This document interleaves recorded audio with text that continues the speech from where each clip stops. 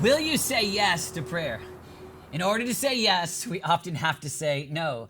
E. Stanley Jones, the Billy Graham to India, the missionary that was a Methodist, that in the 20th century, he said this: your capacity to say no will determine your capacity to say yes to other things. And we see that in our lives. We see that in the scriptures. We see that throughout church history. It's that constant decision to say no to lesser things so that we can say yes to prayer, so we can say yes to God.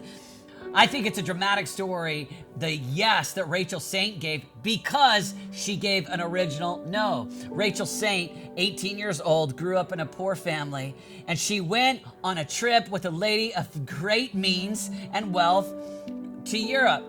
And this lady said to her on the trip, "I'd like for you to inherit all of my wealth. I just want you to spend my last years, your young, early 20s, traveling the globe with me, meeting all of my wealthy friends. Just do that, and you'll inherit all of my wealth. I'll leave it all to you." And she told her that she had to decide before they reached America as they took the ship back to the States. And on the last day, as they were approaching the East Coast, Rachel Saint went up on the deck to pray. And there she had this vision where she saw these people that had never heard the gospel. And she got on her knees and she said, yes.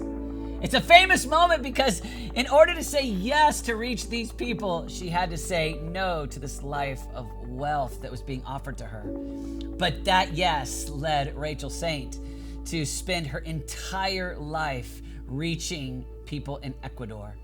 And when she was 80 years old, she was actually buried with the tribe in Ecuador that she'd given her life to reach them.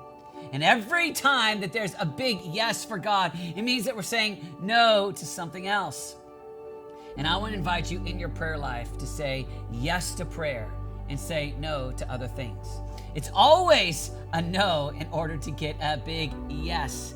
A.W. Tozer said that it's narrowing our interests. David said, "This one thing I ask, this is what I seek, that I may dwell in the house of the Lord all the days of my life, to behold the beauty of the Lord and to seek him in his temple." It's this one thing.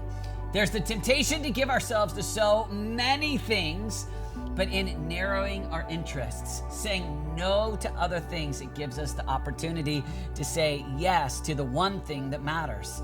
And so I'd like to invite you to pick a time and a place where you say yes to prayer.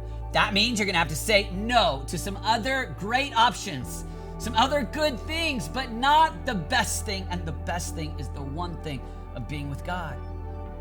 Dick Eastman is one of my heroes, and his time and his place is under his stairs. He calls it the Gap. It's his prayer room, and he's got maps all over, and he's got lists all over on the walls, and that's where he spends an hour with God each day.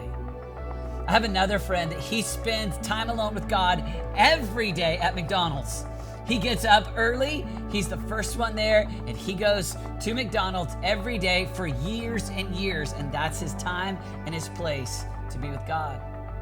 I love the story of Susanna Wesley, who is John and Charles Wesley's mom, because she would take her apron. She had 19 children. And she would take her apron, just put it over her head, and her children knew when the apron goes over the head, that's mom's time to pray. I don't know what your time is, what your place is, but I want to invite you to say no to some other things so that you can say yes to a time and place to pray.